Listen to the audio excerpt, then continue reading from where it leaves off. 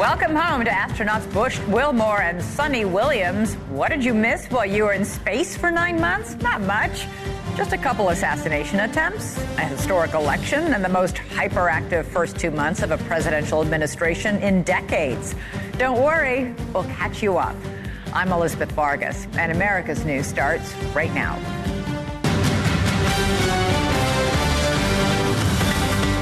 Tonight, a successful splash landing off Florida's coast. And splashdown, Crew 9 back on Earth. The two NASA astronauts stuck in space for 9 months are now back on Earth. A lot's happened here since they took off, and a lot's happened to them in space. How does it feel to be back? Then President Trump and Russian President Vladimir Putin agree to stop Russia's war in Ukraine, but only temporarily and only a part of it. It's not the deal Trump was hoping for, so is he satisfied? We'll speak to the U.S. State Department live. All right, it is always nice to be able to lead our show with some good news, and certainly we are today. In fact, if the images we're showing here don't stir your heart, it might be time to have your heart checked. NASA astronauts Butch Wilmore and Sunny Williams are finally back on Earth, splashing down off Florida's coast in SpaceX Dragon capsule at 5:57 p.m., the exact time that NASA predicted. This is the moment when the astronauts were just taken out of that charred capsule on stretchers. It happened literally moments ago. Sunny Williams and Butch Wilmore both gave big waves, thumbs up, and huge smiles to the cameras. The astronauts are now on their way to the medical quarters where they will go through an evaluation. It was a short 17-hour ride home from the International Space Station compared to the more than 9 months that Williams and Wilmore spent living up there. We're expecting a news conference from NASA in about half an hour. A high-altitude NASA airplane captured the capsule's descent. You can see it here, looking like a black and white meteor hurtling toward Earth. It hit the atmosphere from orbit at about 17,000 miles per hour and then had to slow down to less than 20 miles per hour with the help of some giant parachutes before touching down in the ocean. As a team recovered the Dragon capsule, it became clear that we humans weren't the only species interested in the event. A pod of dolphins actually surrounded the bobbing capsule. Now, if you're wondering what 286 days in space can do to your body, Williams and Wilmore are now finding that out in their medical checkup. The human body isn't meant to function properly without gravity, and long space missions can cause muscle atrophy, bone density loss, disorientation, and dizziness. NASA estimates that the astronauts can lose up to 1.5% of their bone mass for every month they spend in space. For Williams and Wilmore, their next mission will be easy to understand but hard to accomplish. It's called recovery, and it's a process that could take weeks or even months. All right, let's begin with NewsNation senior correspondent Brian Enton, live for us at Cape Canaveral, Florida. Brian, that was so beautiful the last hour watching this mission, this touchdown, the splashdown. I don't think it could have been prettier if AI generated it. What was it like being there? Hey, it looked like a movie, Elizabeth. It was unbelievable. The last hour has been unbelievable. And then the dolphins to top it off, the pod of dolphins swimming around the space capsule right after a touchdown. Everything seems to have gone off literally without a hitch. They said splashdown was going to happen right at 5:57, and it happened right at that time. This after this insane journey that these two American astronauts have been on. They were supposed to be in space for 8 days, and they ended up being there for 286 days. You said it, 9 months. Remember, they went up on the Boeing Starliner. There were major maintenance issues with the Boeing spacecraft. It was unable to bring them back. They've been waiting. They've been doing other experiments. They've been very positive. A lot of astronauts say this is actually like a dream for an astronaut to get to be up there for so long. But finally, they were able to come home on the SpaceX Dragon. You can see the video right there after it splashed down. About an hour went by. They used a crane to pull the Dragon up onto the recovery ship that was waiting nearby. Then they opened the door, and one by one, they brought the astronauts out, all 4 of them. Because they were up in space for so long, they can't just walk off of the capsule. You might remember when we used to watch the space shuttle land here in Florida, they would walk right down the stairs because they were only up in space for a week or two. When you're up in space for 9 months, as you said, it takes a toll on your body. It's one of the reasons that they put these almost like stretcher devices inside the capsule. They came out sort of laying down, and then they put them up onto a stretcher with wheels. And you could tell they were able to move their arms and move their body around. Sunny gave a really, really good wave when they were wheeling her away, but they don't want to take any chances at this point, having them stand up before these medical checks that will begin right now, Elizabeth. All right, Brian, I envy your position and perch there, being able to have a front row seat to all this. Let's get to our panel of space experts. Winston Scott is a retired NASA astronaut and Navy captain. Michael Fossum is a retired Air Force Air Force colonel and a NASA astronaut. It's great to have both of you here. Okay, I've just got to ask you, first of all, this was picture perfect. Have you ever seen anything this gorgeous? Michael, you start. It was a beautiful day. The recovery was just absolutely spectacular. The ocean is very, very calm out there. No wind, apparently. So it was beautiful. It's good to see him home. Yeah. Winston, I've got to imagine that hour between the time that the capsule splashes down and the time that they actually finally open the hatch has got to be a really long hour for the astronauts inside. I'm sure it was a long hour for them, but it was a long, exciting hour. And the final step in a long, long journey home, they are so glad to be back home. And even though they may be a bit uncomfortable because they are heavy, maybe a bit disorienting, I tell you what, psychologically, they're very, very orienting because they get to see their families here pretty soon. So welcome back to the Dragon capsule crew there. And what about that moment, Michael, when they open the hatch and for the first time, and for Butch and Sunny, it's been 9 months since they have had a breath of fresh air. What is that like? Well, my last mission was 5.5 months, and I remember vividly when they opened the hatch, and I was flying on a Russian Soyuz spacecraft, opening the hatch and all of a sudden smelling Earth. It was a shock because the atmosphere, the air inside the space station, I mean, it's very constant. There's very little variability. So all of a sudden smelling that fresh air and for here, the salt air of the ocean, it was just like, wow, we're home. And they probably felt the humidity and things like that, too. Yeah, which was probably very welcome. Winston, as Sunny and Butch reacclimate to planet Earth, they will, in effect, be science experiments themselves because so many parts of the human body are impacted by zero gravity, balance, vision, bone density. Doctors, as they recover, doctors will be studying and taking every measurement they possibly can because this is important when we think about the future of space travel.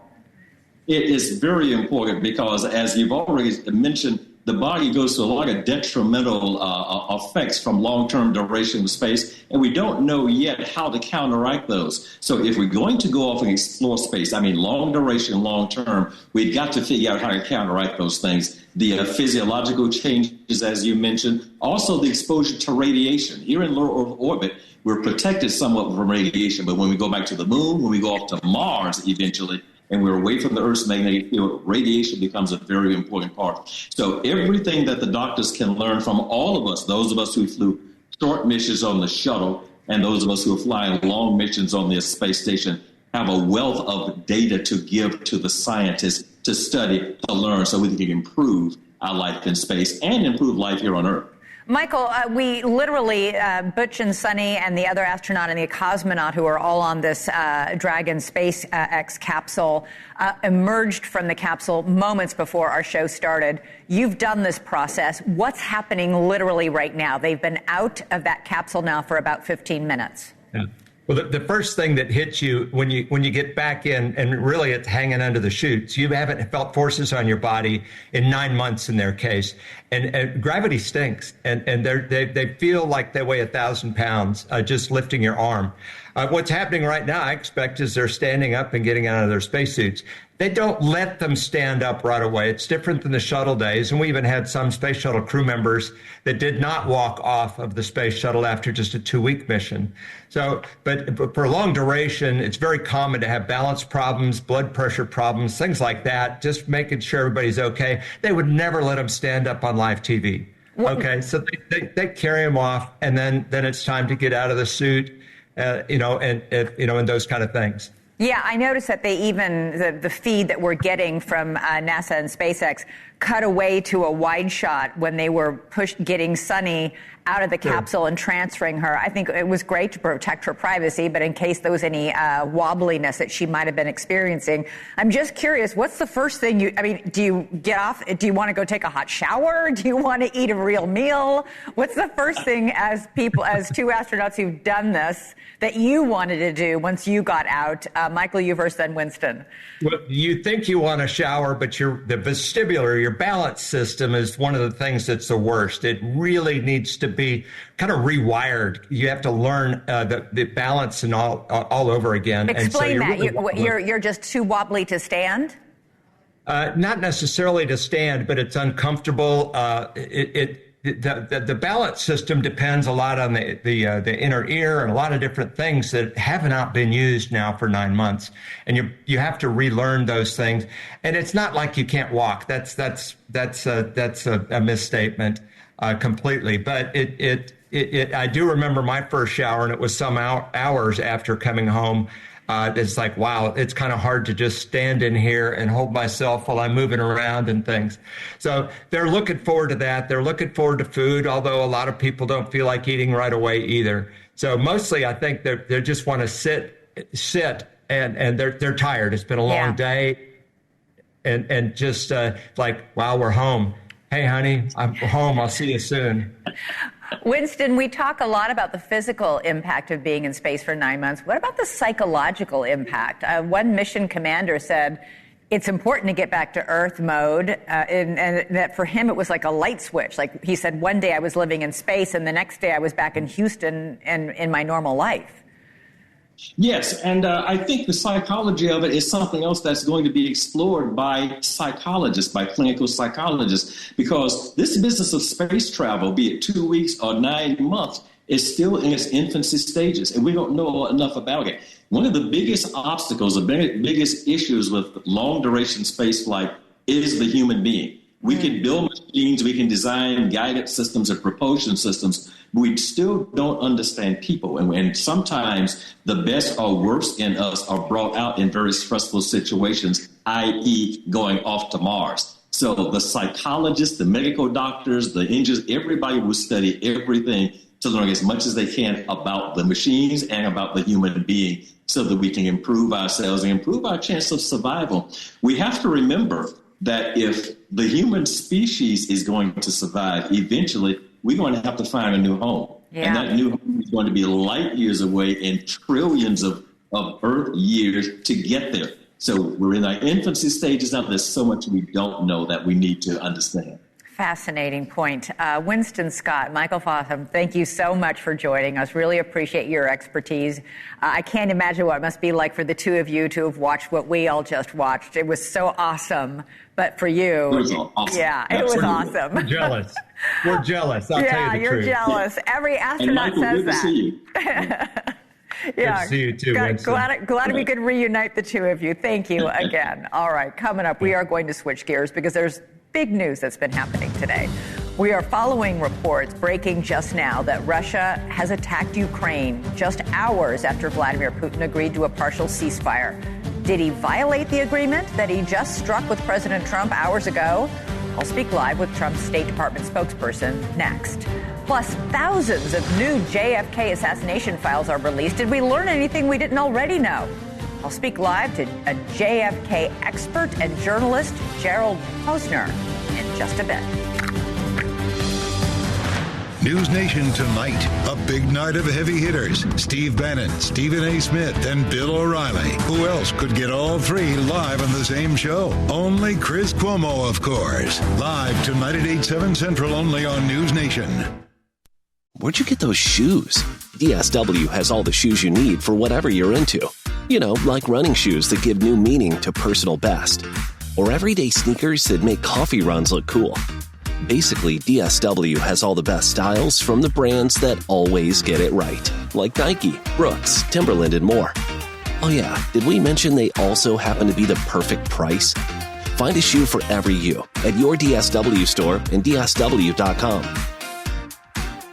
On the heels of the Conference Board's February decline in the Consumer Confidence Index, the University of Michigan Consumer Sentiment Index found an even bigger drop-off in March. The survey has fallen to a reading of 57.9, down more than 10% from February.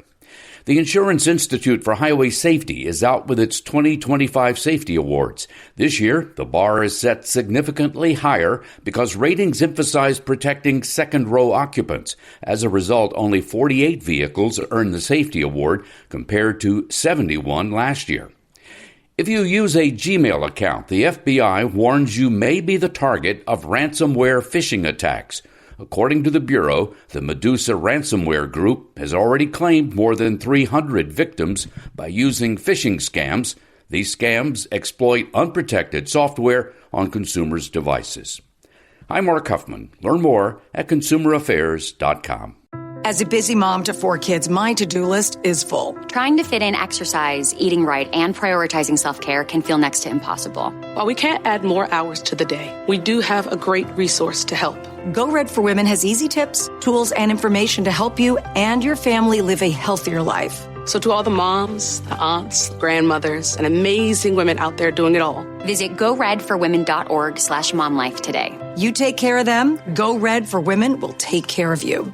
Highly pathogenic avian influenza cases impacting egg production and supplies. A trend continuing in USDA's March outlook. Since the last WASDE in February, we've had more HPAI outbreaks. The last really large one was on February 21st, so we're incorporating that into the new forecast. It suggests egg production tightening up by about 75 million dozen relative to where we were in February. So that's tighter production really through the third quarter of this year, where after that we would expect it to rebound, assuming no new cases of HPAI. World Agricultural Outlook Board Chair Mark Jekanowski says regarding egg prices, they're off from their peak from a few weeks ago, but still historically high and very volatile given the tight supply situation and consistent strong demand. I'm Rod Bain reporting for the U.S. Department of Agriculture in Washington, D.C. I'm Blake Berman, and you're listening to America's fastest growing cable news network, NewsNation. News for all America. Weeknights, trust NewsNation to bring you the day's events across America, breaking down the issues from all sides with critical analysis that's tough but fair, pursuing the truth in search of justice. Elizabeth Farkas, Chris Cuomo, Leland Vittert, Ashley Banfield. The new primetime on NewsNation. So what do you say? Let's get after it. News with respect for all Americans. Weeknights starting at 7 Eastern only on NewsNation. To find NewsNation on your screen, go to newsnationnow.com. We asked parents who adopted teens to share their journey. If you build a relationship, then it becomes easier. If you build trust, it becomes easier. As a parent, you want what's best for your child. To give them the love that a child needs. It's probably the best thing you can do for a teenager. Learn about adopting a teen from foster care. Visit adoptuskids.org to learn more. A message brought to you by Adopt US Kids, the U.S. Department of Health and Human Services, and the Ad Council. Stand Up to Cancer asked leading cancer researchers to speak about why they do their work. 2 words come to mind for me. One is responsibility. The other is purpose. It's just so inspiring to do research that impacts human lives. Stand Up to Cancer has been a critical partner in advancing research for cancer. Cancer research saves lives. So please help us fight in this battle against cancer. Be a part of the team that ends cancer at standuptocancer.org. News out of Ukraine just hours after Russian President Vladimir Putin agreed to a partial ceasefire deal on a phone call with President Trump. Russia has reportedly carried out a late-night attack.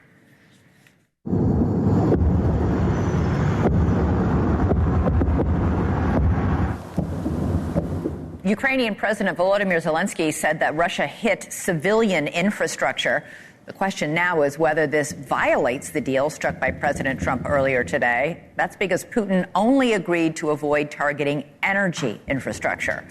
On X, Zelensky wrote, "It is these types of nighttime attacks by Russia that destroy our energy sector, our infrastructure, and the normal life of Ukrainians. And the fact that this night is no exception shows that the pressure on Russia must continue for the sake of peace." It was just hours ago it appeared that a partial pause was closer than ever. In fact, it seemed Putin all but signed on the dotted line. Even Zelensky, who was not invited to join the phone call today, said he supported a pause in attacking energy infrastructure. Mutually, both sides need to do that.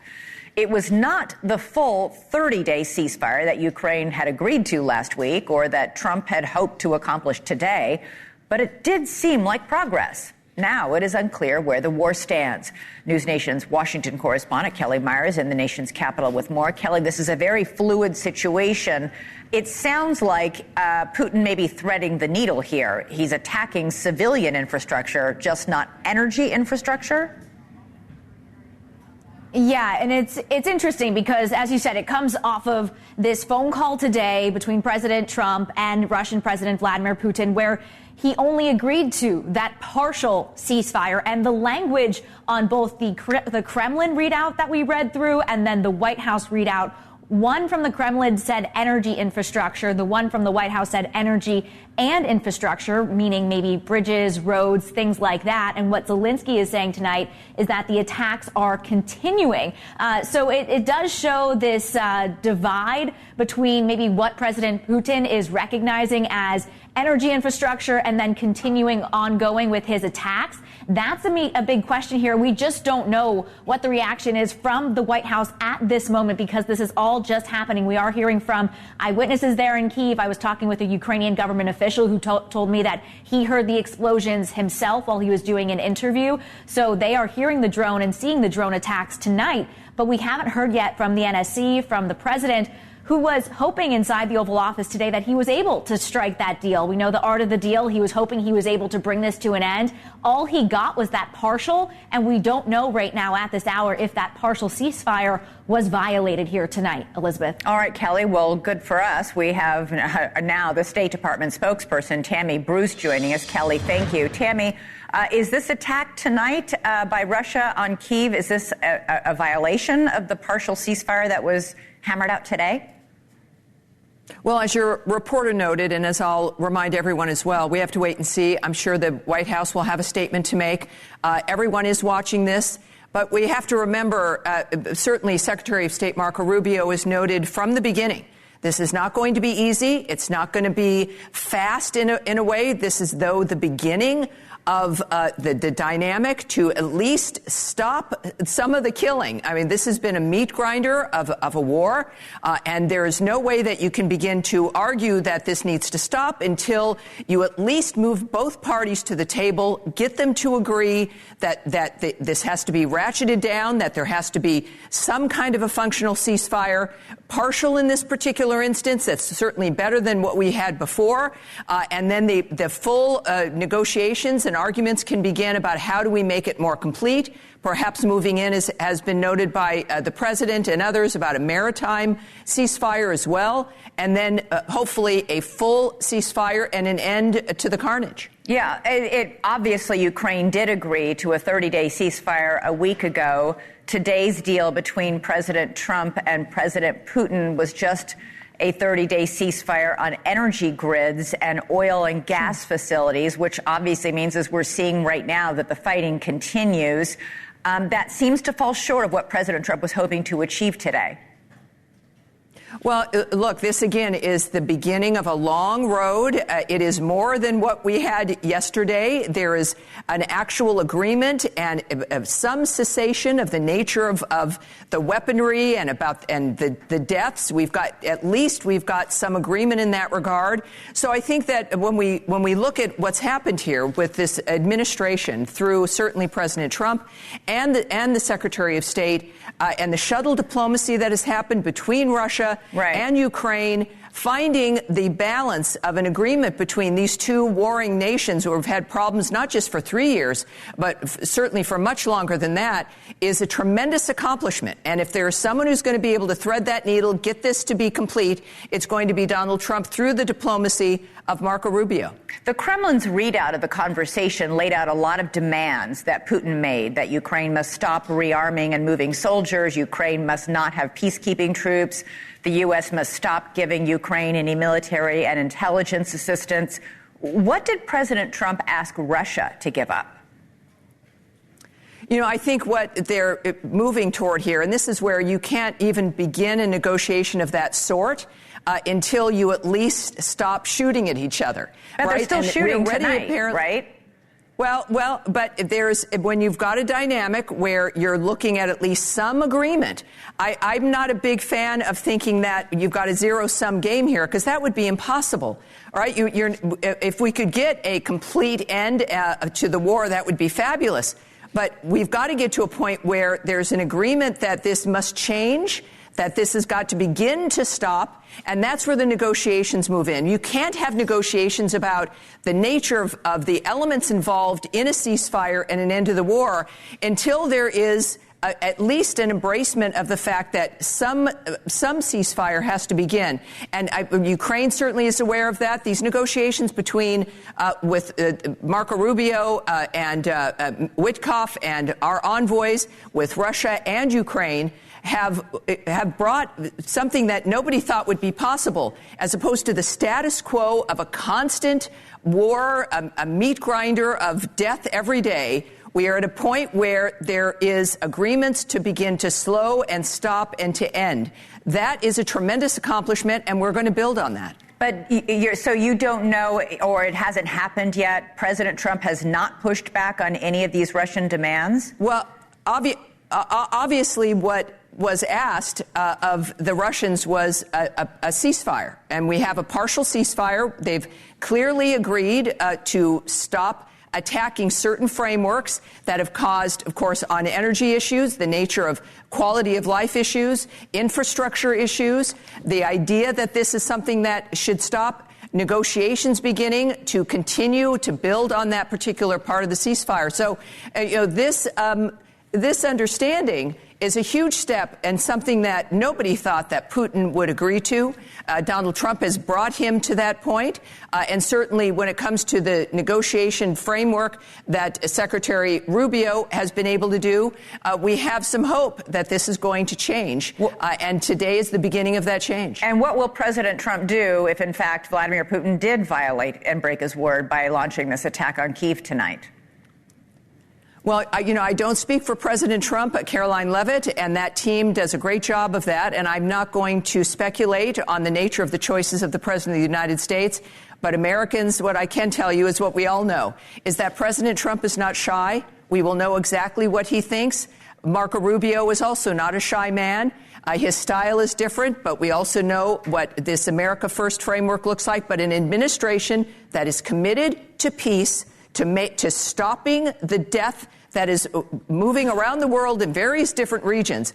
This is an administration that has a hallmark of wanting peace around the world and willing to put every part of government behind that. And that's what we see here. So you will no doubt know what President Trump thinks every day about the nature of how we can accomplish this. And of course, Secretary Rubio is going to move on that as well. And we've got, it's a great team, and it's an important approach from the strongest nation in the world saying enough is enough, that all of this has to stop, and we're on our way to that point. All right.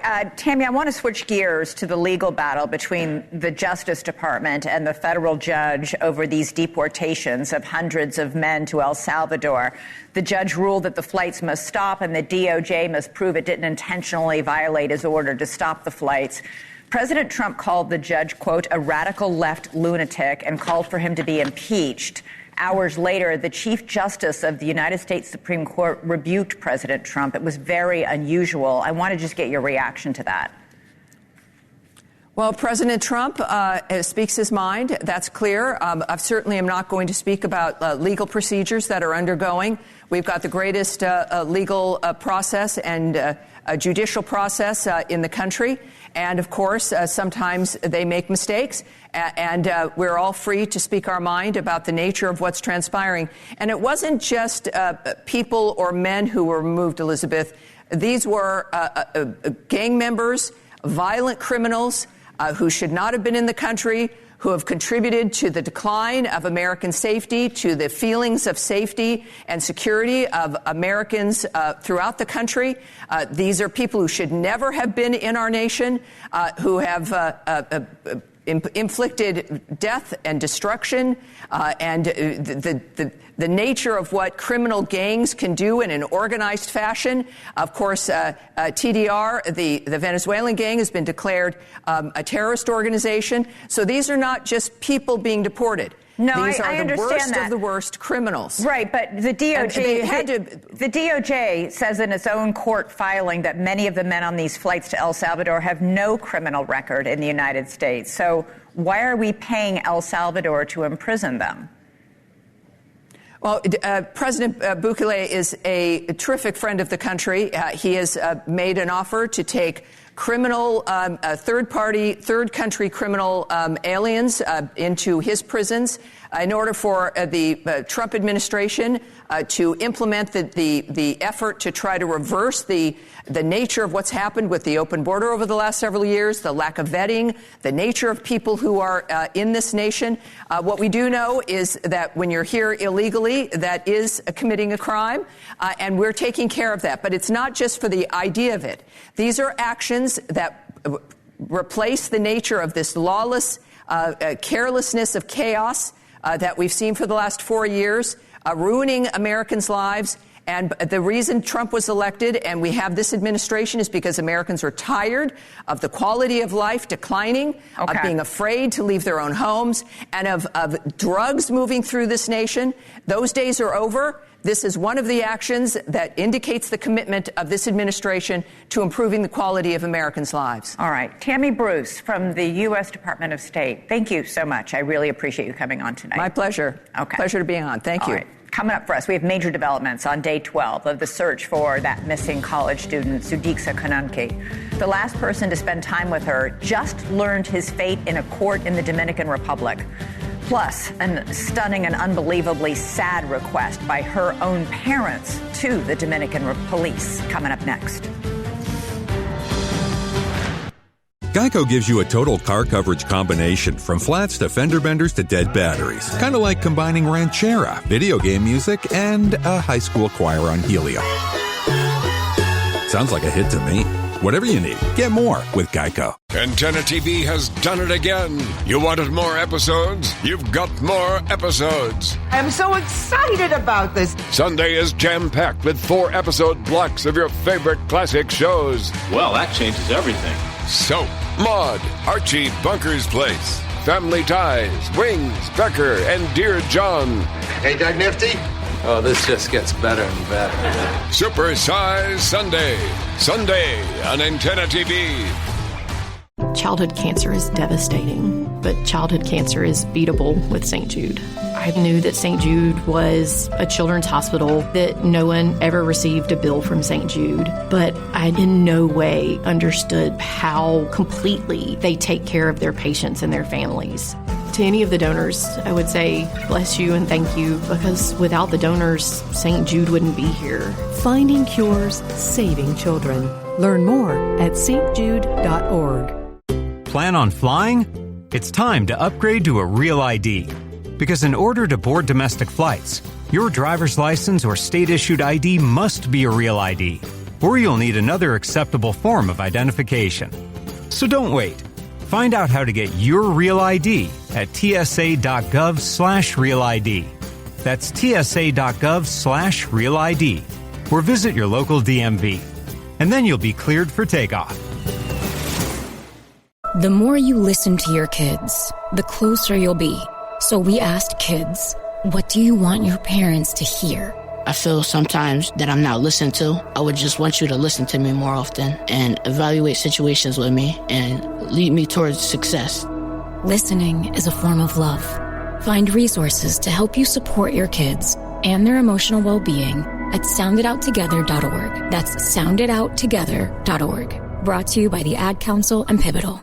Today alone, 5,370 people in the United States will be diagnosed with cancer. That's why Stand Up to Cancer funds and develops the newest and most promising cancer treatments. Stand Up to Cancer wants to provide you with every opportunity to join in this mission. By donating your home, land, or commercial property, you can help Stand Up to Cancer fund innovative cancer research. Stand Up to Cancer makes the process easy, and it may be tax deductible. Visit standuptocancer.org/giveproperty to learn more. You're listening to Elizabeth Vargas Reports on NewsNation's audio stream. Available 24/7 on the NewsNation app, or just say, Alexa, play NewsNation.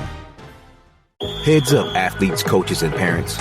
Play for life, not just points. Hypertrophic cardiomyopathy, or HCM, is the leading cause of sudden cardiac death, especially in black athletes in sports like football or basketball. If you feel shortness of breath, chest pain, and fatigue, or have a family history of HCM, talk to your doctor. Don't let HCM bend you for good.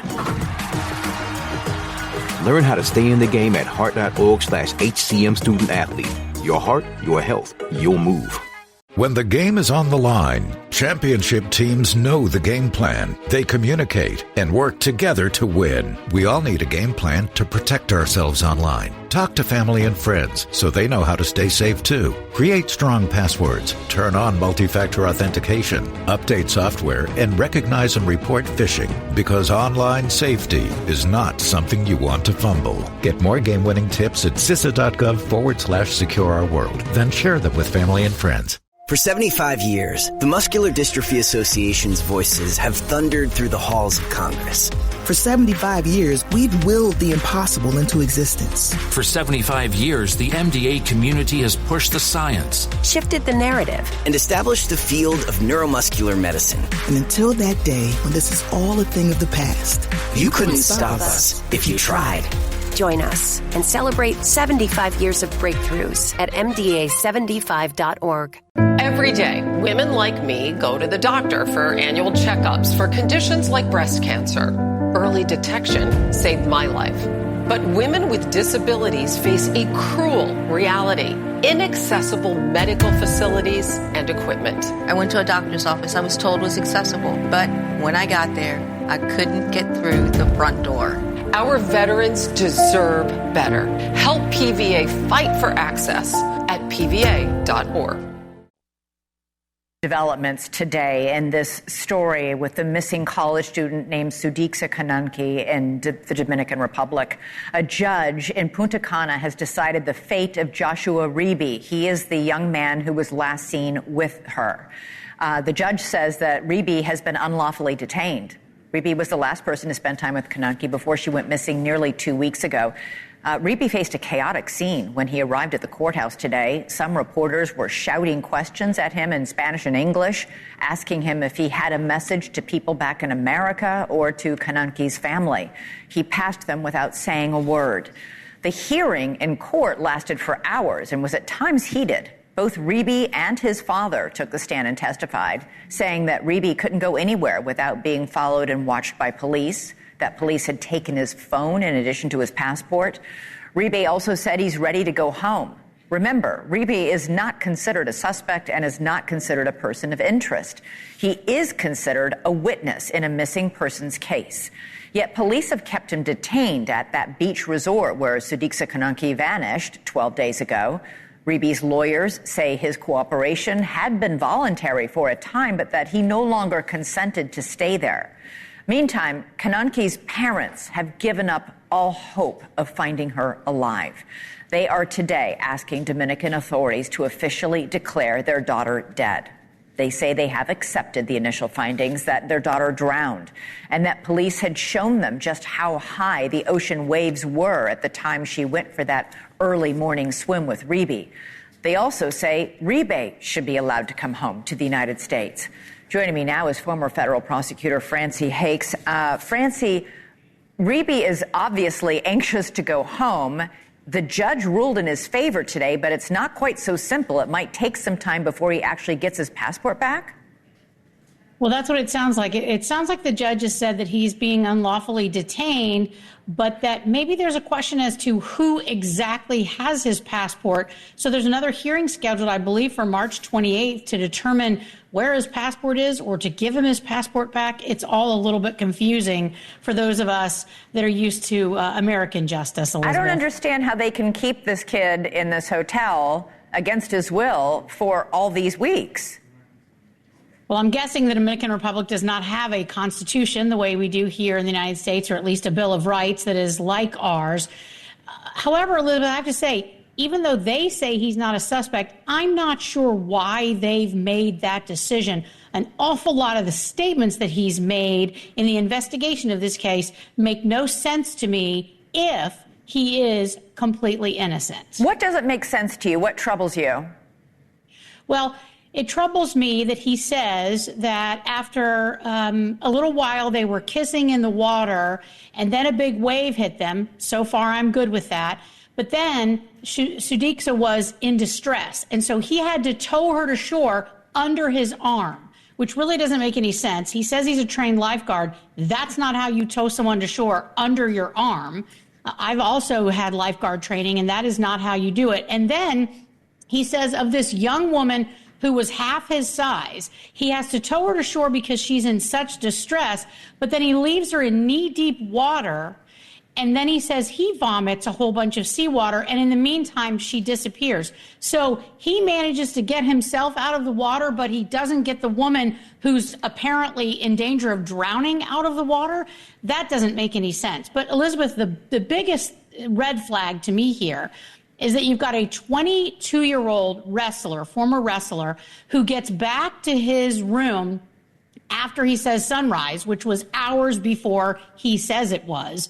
He gets back to his room, and after this incredible heroics by him, where he saves a girl's life, according to his own story, he tells no one anything about it. Now, if you save a girl from drowning, if you're vomiting seawater, if you have this incredible experience on the beach in Punta Cana, what's the first thing you do? Tell your friends. You tell your roommate. You tell your friends. Exactly. And he not only didn't do that, he just went to sleep. He didn't check on her. He didn't call the authorities. He didn't see if she was okay. Remember, her cover-up was still down on the beach. Did he not notice that when he left? That makes no sense. So his story is internally inconsistent to me with someone who's completely innocent. Just very quickly, what do you make of the fact that her parents have not only said we don't think Rebay did anything to hurt her, but we want her declared officially dead? They have given up hope of finding her alive.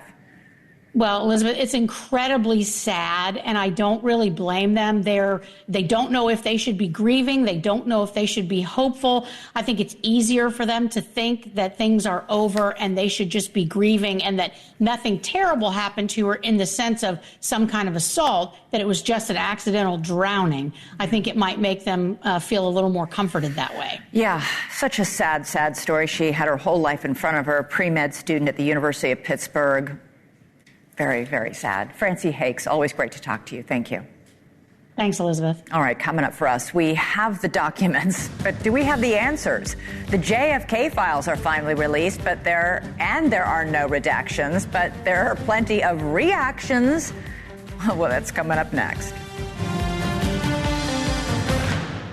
We asked parents who adopted teens to share their journey.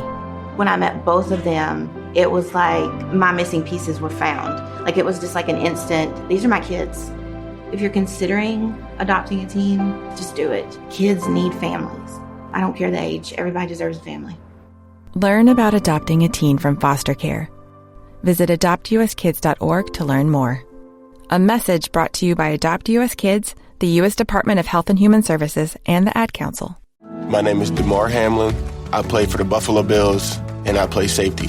CPR saved my life.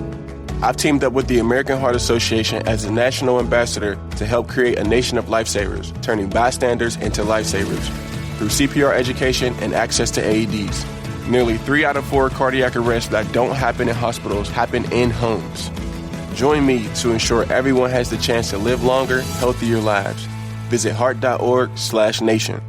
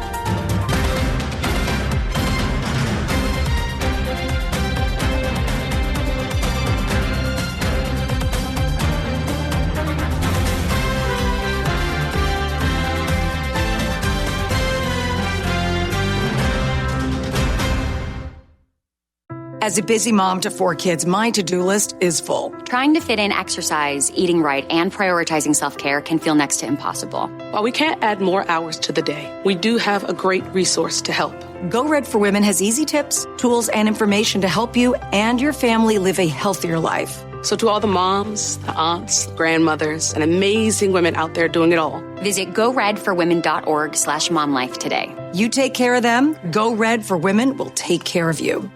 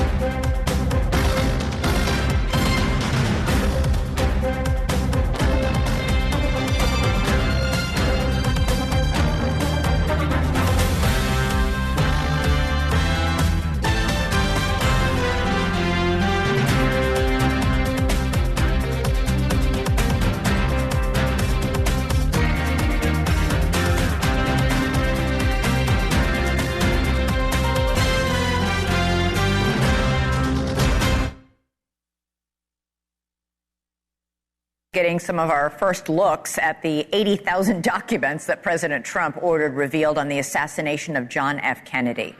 The White House says 50,000 of those documents have been released tonight, and the remaining 30,000 will be unveiled tomorrow. The document dump follows the executive order President Trump signed right after taking office, the second time, that called for these files to be made available to the public for the very first time. We have a team here at NewsNation digging through the trove of 50,000 documents right now, but so far finding little information that was not already previously known. We are still looking for the answers that everyone's been waiting for, including whether Lee Harvey Oswald acted alone when he assassinated President Kennedy. That is the conclusion reached by the Warren Commission, but it is still debated by some over the many, many years since then, including this man, Paul Landis, a former Secret Service agent who I interviewed here on this show. He's the author of the book Final Witness. Landis was on JFK's Secret Service detail that day and witnessed Kennedy's assassination up close. He challenges the Warren Commission's single bullet theory, that one bullet hit Kennedy from behind and then hit Texas Governor John Connally, who was sitting in front of the president.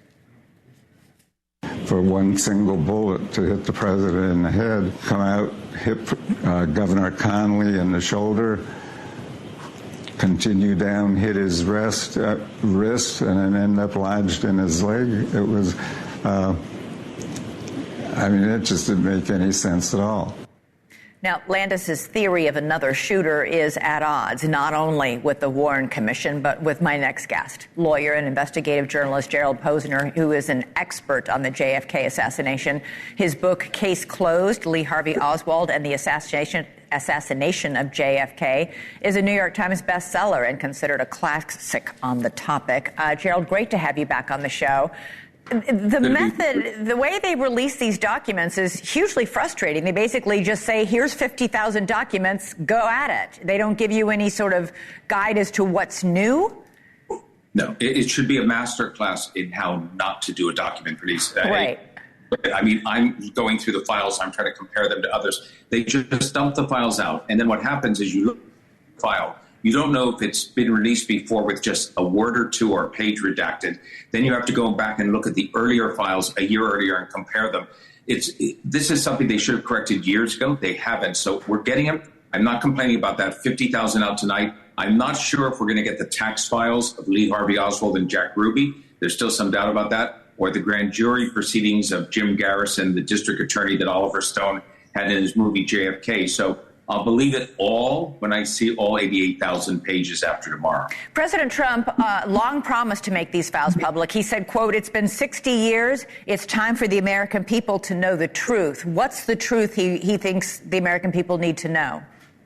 Well, I don't know what Donald Trump thinks. I know a lot of his supporters are suspicious about the deep state. They think the CIA was somehow involved. I don't think they're going to get much satisfaction from the eventual release of these files. They're not going to find a smoking gun in here that says, by the way, the agency killed JFK, because I don't think that happened, and that file just doesn't exist. But I do think there's plenty to find out, including whether the CIA knew more about Oswald than they indicated, and they should have told the FBI to have prevented this assassination. That's the question that many historians are looking at. Could we have prevented the JFK assassination if the agencies, the FBI and the CIA, shared information? Yeah, that's long been the speculation that there have been all these redactions or files withheld because it was potentially embarrassing to the CIA. Not that the CIA knew this was going to happen and didn't do anything, but more that the CIA had Lee Harvey Oswald under surveillance.